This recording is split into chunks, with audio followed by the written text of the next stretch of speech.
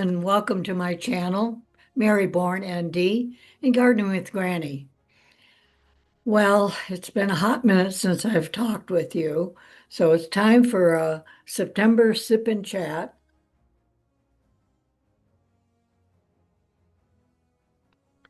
My sip is water. Well, I have been pretty busy, not doing stuff I like maybe some of you.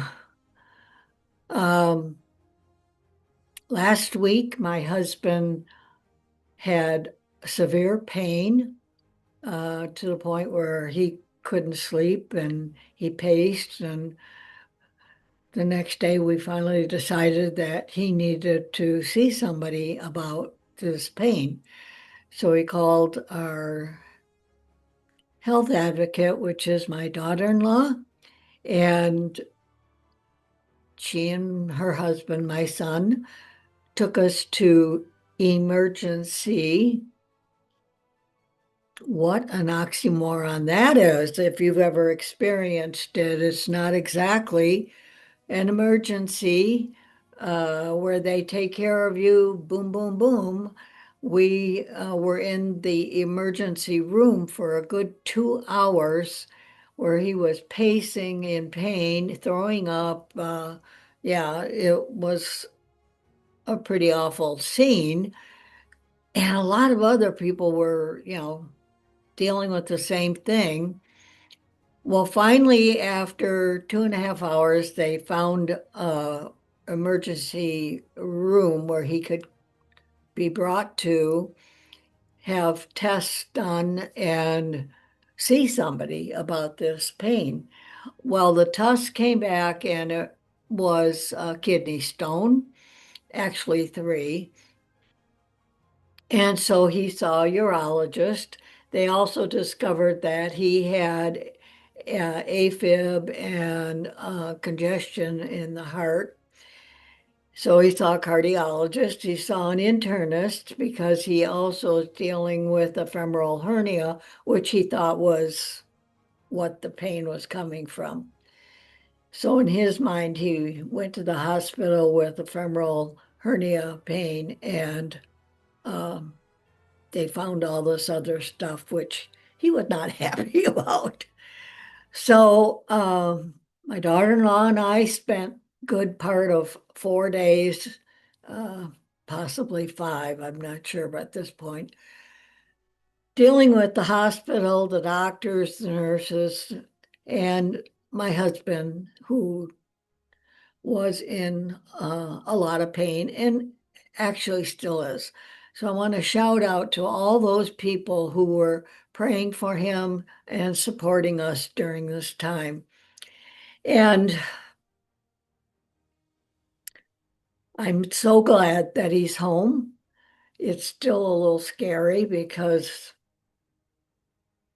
he's got a lot of procedures to go through yet.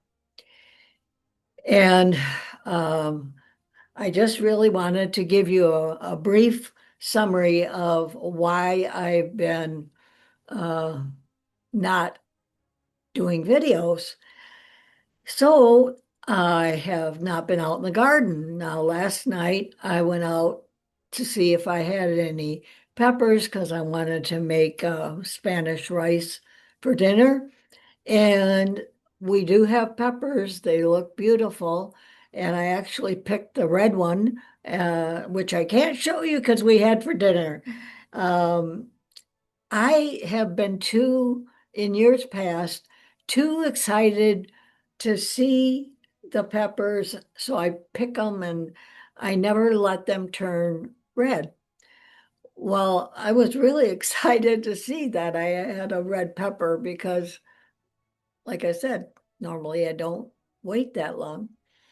So I've decided to leave the peppers, a great amount of them, in the garden to turn red. Tomatoes are still coming in just drips and drabs, but uh, good fresh eating anyway. I'm not sure if I'll have time this year to make my sauce. I made juice before all this happened, and it's still in the refrigerator. I haven't canned it yet. Um, I also have the grape jam that I did a video on, and I haven't made it into jam yet. So there's still a lot of things to do and juggling, making doctor appointments and showing up and driving and all the other stuff that is happening. And I got to thinking, I'm not the only one that deals with emergencies. Um, they're it called that because it totally interrupts your life. And sometimes it's an accident, sometimes it's health related things. A lot of times it's not something you planned for. But what you can plan for is how you respond to it. And when you're the one in pain, it's difficult to to reach out further than your own experience. And those around you through love can be attentive and understanding, um, and pray and do what you can to ease their pain. So some people don't handle pain of others very well. So they get angry. That's the way they react. And if they could just take some breaths and realize this person is not doing this because they want to. And understanding is huge. There's too much anger in this world. People angry at political things, people angry because they think there's injustice or something. Sometimes there is, but getting angry really doesn't get you anywhere. A sign in the hospital said aggressive behavior will not be tolerated. I bet you even 10 years ago, that sign was not there. So why are people more aggressive and more shamefully abusive? That gives me pause and a hope that maybe you've experienced it and you can comment and let me know if you've dealt with it, if you have family members who have responded in ways that you don't appreciate, or if they've come across in a loving manner and given you pause because they stepped up to the plate um, in ways that you didn't think they would. So this is just a short video. Basically, what I want to do is go out in the garden. I showed you seed saving, but there's some seeds you don't want. And so right now my garlic chives are blooming, and if I don't cut those down, they will turn into seeds. I'll have garlic chives in the cracks of the cement everywhere. So it's something I do every year to prevent explosion of garlic chives. Even though I like them, I've freeze dried them and used them in many dishes. And some of the things that are coming up in this channel is that I want to do at least once a week an herb video. And my I'm a traditional naturopath, and herbs are a passion for me. I love using them. I love talking about them. And so I want to spend at least one day a week talking about herbs. And primarily, we're going to start with those herbs in your kitchen. So things like garlic, uh, turmeric. Some people use turmeric, they don't realize the benefits of turmeric, and cayenne or hot pepper. What are the benefits of parsley? Uh, and how important it is to add these ingredients into what you're cooking so that you can bump up the not just flavor, but the health of the dish that you're creating.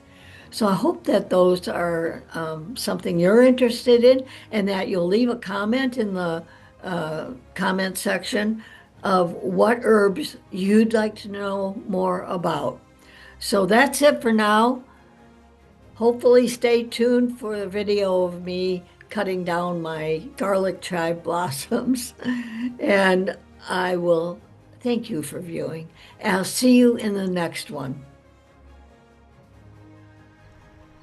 These are garlic chives in full bloom, and they're pretty, and the pollinators love them.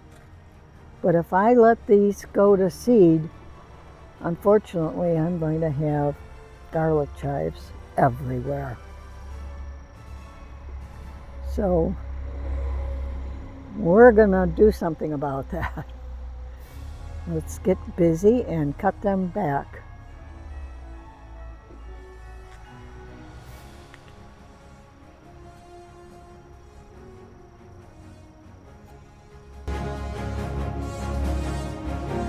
If we cut them back before they go to seed, then that's okay. I can just drop them. And I must make sure that there's no seeds forming on these, or else I'll be dropping seeds everywhere. And unfortunately, the pollinators are still out, wanting them. I have to be careful. Not only for me, but for the pollinator.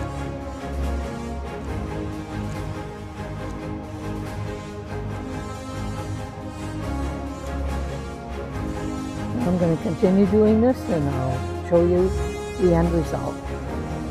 Well, that would make quite a nice bouquet if you liked garlic in your bouquet. And I have just these left to do. Well, that looks better. Now, the cut ones are still in there, but they won't turn to seed. You can see here, this is my elephant garlic has gone to bloom. So I like to follow that stalk back, then I know where to dig for the bulb.